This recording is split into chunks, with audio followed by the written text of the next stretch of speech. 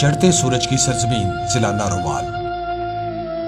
وطن عزیز کے 5 دریاؤں کی دھرتی پنجاب کے 36 اضلاع میں انتہائی شمال مشرقی گوشے میں ریاست جموں کشمیر کے سرسبز پہاڑوں کے ساتھ واقع ہے۔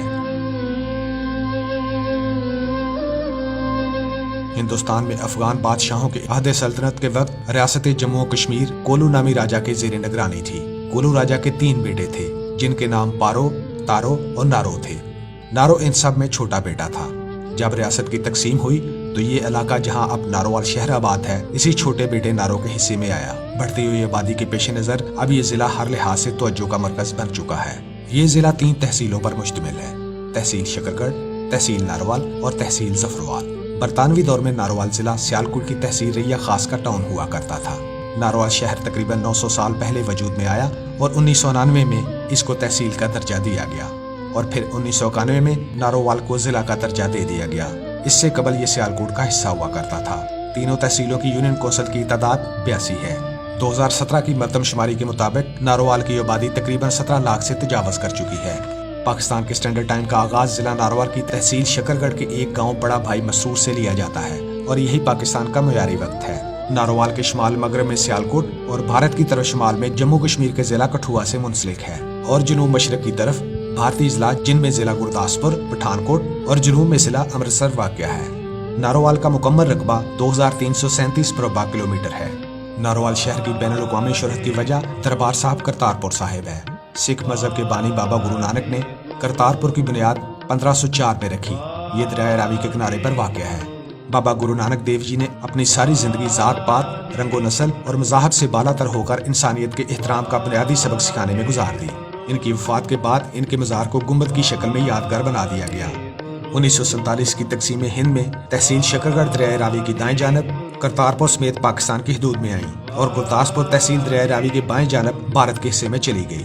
9 نومبر 2019 جب وزیر اعظم پاکستان عمران خان نے کرتارپور راہداری کا افتتاح کیا تو اس وقت 500 زائرین کا پہلا وفد گردوارہ کی زیارت اور عمران خان کا شکریہ ادا کرنے پہنچا، جس میں Manmohan Singh, Krishan Kaur, chief minister of Punjab, captain Amarinder Singh, Navjot Singh Sidhu, Sunny Deol اور مزید 150 انڈین پارلیمنٹرین شامل تھے۔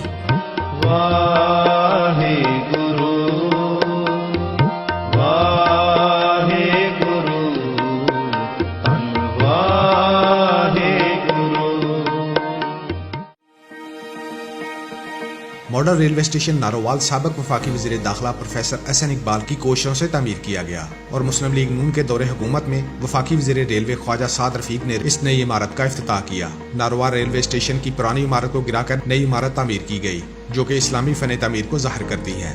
اس شاندار نئی عمارت کو 539 ملین روپے کی لاگت سے تعمیر کیا گیا ہے۔ ڈسٹرکٹ ہسپتال نارووال کی یہ خوبصورت عمارت 2012 میں مکمل کی گئی۔ اس منصوبے کے لیے زمین 1998 میں لی گئی اور 2008 میں اس منصوبے پر کام شروع کیا گیا۔ اس وقت DHQ ہسپتال علاقہ کے بہترین ہسپتالوں میں شامل ہے جہاں دور دراز اور قرب و جوار سے ہزاروں مریض علاج معالجہ کی غرض سے یہاں آتے ہیں۔ نارووال سے رکن قومی اسمبلی اور سابق وفاقی وزیر داخلہ پروفیسر احسن اقبال کی خصوصی کوششوں سے 2009 پیپلز پارٹی کے دور حکومت میں اس منصوبے کی منظوری دی گئی۔ یہ منصوبہ 46 ایکڑ رقبہ پر محیط ہے۔ اسپورٹ سٹی کا یہ منصوبہ 2.9 بلین کا تھا۔ اب تک اس پر 2.5 بلین روپے سے زائد خرچ ہو چکے ہیں اور 90% سے زائد کام مکمل ہو چکا ہے۔ اس منصوبہ کو 31 دسمبر 2018 میں مکمل ہونا تھا، لیکن موجودہ حکومت کی طرف سے مبینہ طور پر فنڈز نہ ملنے کی وجہ سے منصوبہ مکمل نہیں ہو سکا۔ نارووال اسپورٹ سٹی میں کل 14 کھیلوں کے لیے، جن میں کرکٹ، فٹ بال، سکواش، سوئمنگ پولز، باسکٹ بال وغیرہ کے انٹرنیشنل معیار کے اسٹیڈیم تعمیر کیے گئے ہیں۔ نارووال اسپورٹ سٹی کا افتتاح سابق صدر پاکستان ممنون حسین نے 30 اپریل 2018 میں کیا اور ایک نمائشی میچ بھی کھیلا گیا جس میں ہمارے قومی کھلاڑیوں نے بھی شرکت کی۔ نارووال شہر میں پہلی یونیورسٹی کی ابتدا 2014 میں گجرات یونیورسٹی کے کیمپس سے ہوئی اور بعد میں اس کو یونیورسٹی آف نارووال کا نام دے دیا گیا۔ اب یہ نارووال شہر کے نام سے منسوب ہے۔ یونیورسٹی آف نارووال کے موجودہ vice chancellor professor doctor Tariq Mahmood ہیں۔ پروفیسر ڈاکٹر طارق محمود نے یونیورسٹی آف نارووال کے پہلے وائس چانسلر کی حیثیت سے جولائی 2019 میں اپنا چارج سنبھالا۔ پروفیسر ڈاکٹر طارق محمود اس سے قبل ہائر ایجوکیشن کمیشن میں ریسرچ اینڈ ڈیولپمنٹ کے ڈائریکٹر تھے۔ وہ OIC میں سائنس کے ڈائریکٹر کی حیثیت سے بھی اپنی خدمات سر انجام دے چکے ہیں۔ انہوں نے یونیورسٹی آف ناروال میں کئی نئے اور جدید شعبہ جات متعارف کروائے، ایم فل پروگرامز کا آغاز کیا، ریسرچ کلچر کو فروغ دیا اور یونیورسٹی کو ایک نئی سمت کی طرف گامزن کیا۔ اسی کے ساتھ ساتھ university of engineering and technology کا سب کیمپس ناروال بھی اپنی خوبصورت عمارت اور بہترین ماحول کے ساتھ کئی اہم شعبہ جات میں تعلیمی خدمات فراہم کر رہا ہے۔ University of veterinary and animal sciences کا ایک کیمپس ناروال میں بھی موجود ہے، جو کہ وسیع رقبہ پر محیط ہے اور اینیمل سائنسز کے مختلف شعبہ جات میں معیاری تعلیم فراہم کر رہا ہے۔ ضلع ناروال کی ایک خاص پہچان اس کی بہترین شرح خواندگی ہے، جس میں تحصیل شکرگڑھ اور ظفروال کا خطہ اپنی خاص شہرت رکھتا ہے۔ ناروال شہر کی اہم شاہراہوں پر سکولز اور کالجز کی ایک بڑی تعداد اس کے علمی ماحول کی عکاس ہے۔ فیض احمد فیض 13 فروری 1911 میں ضلع ناروال کے گاؤں کالا قاتر میں پیدا ہوئے۔ بعد ازاں اس گاؤں کا نام بدل کر فیض نگر رکھ دیا گیا اور ناروال پارک کو بھی فیض احمد فیض کے نام سے منسوب کر دیا گیا۔ فیض احمد فیض اردو زبان کے مشہور ادیبوں میں سے تھے، انقلابی شاعر اور مصنف تھے۔ فیض احمد فیض نے 20 نومبر 1984 کو لاہور میں وفات پائی۔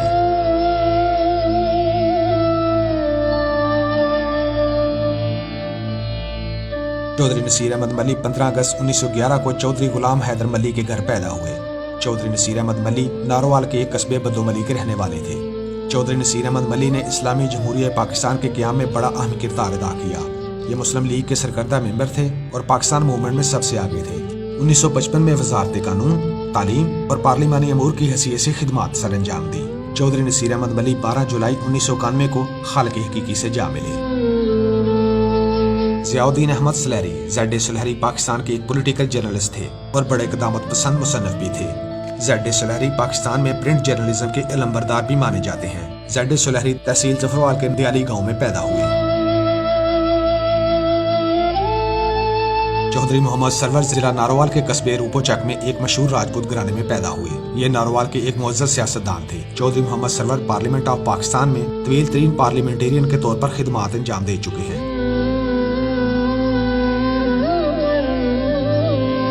پروفیسر احسن اقبال، ان کا تعلق مسلم لیگ نون سے ہے اور یہ اپنے سیاسی کیریئر میں مختلف عہدوں پر کام کر چکے ہیں۔ احسن اقبال ڈپٹی چیئرمین منصوبہ بندی کمیشن، وفاقی وزیر اقلیتی امور اور وزیر تعلیم کی حیثیت سے خدمات انجام دے چکے ہیں۔ احسن اقبال نے پاکستان مسلم لیگ نون کے آخری دور حکومت میں وزیر داخلہ کے فرائض بھی انجام دیے۔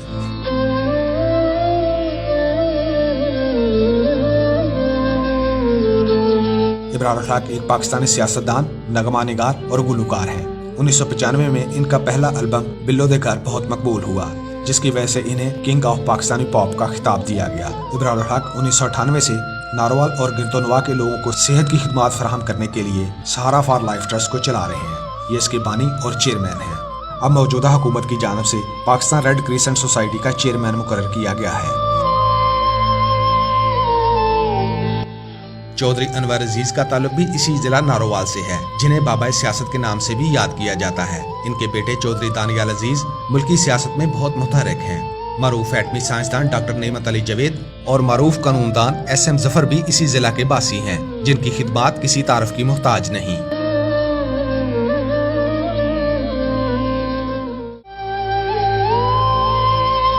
بھارتی اداکار دیوانند، شیو کمار بٹالوی، جسٹس چودھری اعجاز احمد جیسی مشہور شخصیات کا تعلق بھی ناروال سے ہے۔ مساجد میں سے ناروال شہر سے کھوکھر والی روڈ پر جاتے ہوئے راستے میں ایک نہایت دلکش اور دیدہ زیب مسجد تعمیر کی گئی ہے۔ اس کی تعمیر کا کام جنرل اسرار گھومن نے 2014 میں شروع کیا تھا، جو 2017 میں مکمل ہوا، اور اسی مسجد سے ملحقہ صوفی بزرگ صوفی نصرت صاحب کا مزار بھی ہے۔ اس مسجد کا نام مسجد نور رکھا گیا ہے۔ عظیم روحانی شخصیت حضرت پیر سید جماعت علی شاہ لاسانی کا دربار بھی اسی ضلع میں علی پور سیدہ شریف میں موجود ہے۔ پیر سید جماعت علی شاہ کا شمار پاکستان کے عظیم صوفیاء میں ہوتا ہے۔ ان کے ساتھ عقیدت اور محبت رکھنے والے لوگ نہ صرف پاکستان بلکہ دنیا کے کئی ممالک میں موجود ہیں۔ پیر سید جماعت علی شاہ نے تحریک پاکستان کے لیے اہم کردار ادا کیا۔ قیام پاکستان کے لیے ان کی گئی کوششوں کو کسی صورت بھی نظر انداز نہیں کیا جا سکتا۔ سید محمد ہاشم شاہ۔ ہاشم شاہ ایک پنجابی مصنف اور صوفی شاعر تھے، جنہوں نے سسی پنو کی کہانی کو بڑے احسن انداز میں اپنی شاعری کا موضوع بنایا، اور یہی شاعری آپ کی وجہ شہرت بن گئی۔ ان کے خاندان نے مدینہ سے ہجرت کی اور پاک و ہند کے صوبہ پنجاب کے علاقے تھرپال میں آ کر رہائش اختیار کی۔ انہوں نے 3 کہانیوں کو اپنی شاعری کا اہم ترین موضوع بنایا ہے، جس میں سسی پنو، سوہنی میوات اور شیریں فرہاد شامل ہیں۔ سید محمد ہاشم شاہ کا تعلق بھی نارووال سے تھا۔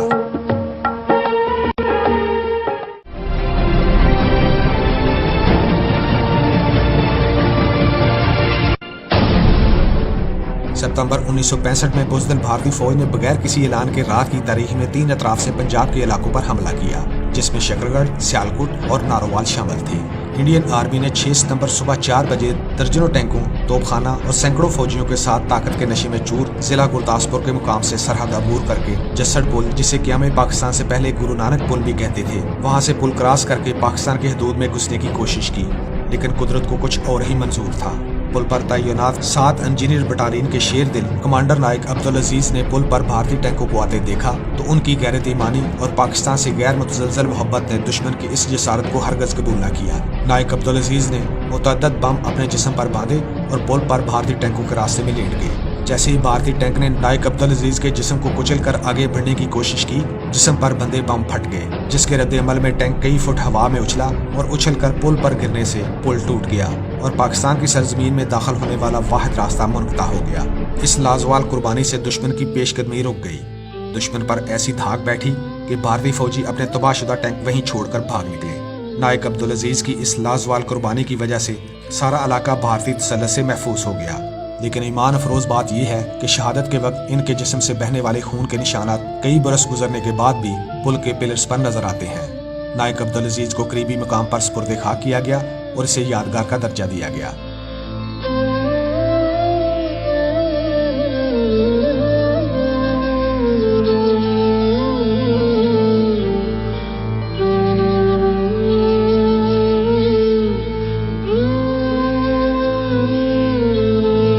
سوار محمد حسین کو یہ اعزاز حاصل ہوا کہ وہ پاکستان کے سب سے بڑے فوجی اعزاز نشان حیدر پانے والے پہلے سپاہی ہیں۔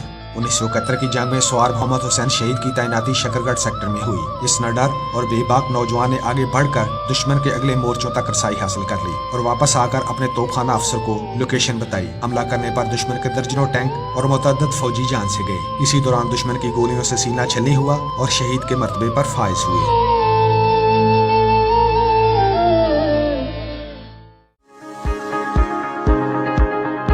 ہم کلچر کی بات کریں تو پاکستان کا کلچر ایک ہی ہے، لیکن کچھ روایات اور رسومات ایسی ہیں جو صوبوں اور علاقوں کی پہچان ہے۔ اسی طرح ضلع نارووال کی کچھ دلچسپ روایات ہیں جو قابل دید اور ماضی کا ورثہ ہیں، جن کو سنبھالنا اور ساتھ لے کر چلنا ضلع نارووال اور اس کی تحصیلوں سے دیکھنے کو ملتا ہے۔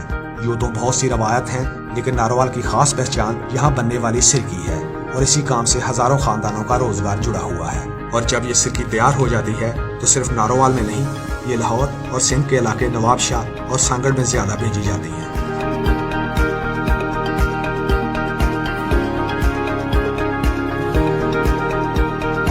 چڑھتے سورج کی سرزمین کے پکوان اور خاص کھانوں کی تو ایسی ڈشز ہیں جو بہت نایاب ہیں، جس سے نئی نسل بالکل بے خبر ہے۔ آملہ ناڑی، یہ وہ خاص پکوان ہے جو آم اور اس کے رس سے بنتا ہے، جس میں ٹماٹر، پیاز، لہسن، سبز مرچ اور ادرک ڈلتا ہے اور اس کو دودھ میں پکایا جاتا ہے، جو کہ بہت لذیذ ہوتی ہے۔ ساگ ڈوڈا، یہ پکوان نارووال میں سب سے زیادہ قابل ستائش ہے، کیونکہ یہاں چاول کی فصل زیادہ کاشت کی جاتی ہے۔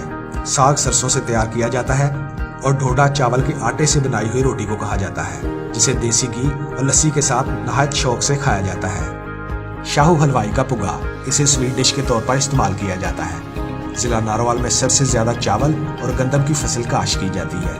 نارووال کا چاول بہت مشہور ہے اور لوگ اسے بہت پسند کرتے ہیں اور شوق سے کھاتے ہیں۔ اسے سپر باسمتی کے نام سے جانا جاتا ہے اور نارووال سب سے زیادہ چاول برآمد کرنے میں مشہور ہے۔ المختصر، نارووال پنجاب کا ایک بہترین اور نامور خطہ ہے۔ یہ علم، امن اور محبت کی بستی ہے جو دن بدن پروان چڑھ رہی ہے۔ دعا ہے کہ خدائے لم یزل اس خطے کو سلامت رکھے اور اسے ملک پاکستان کی ترقی میں اہم کردار ادا کرنے میں مزید مواقع فراہم کرے۔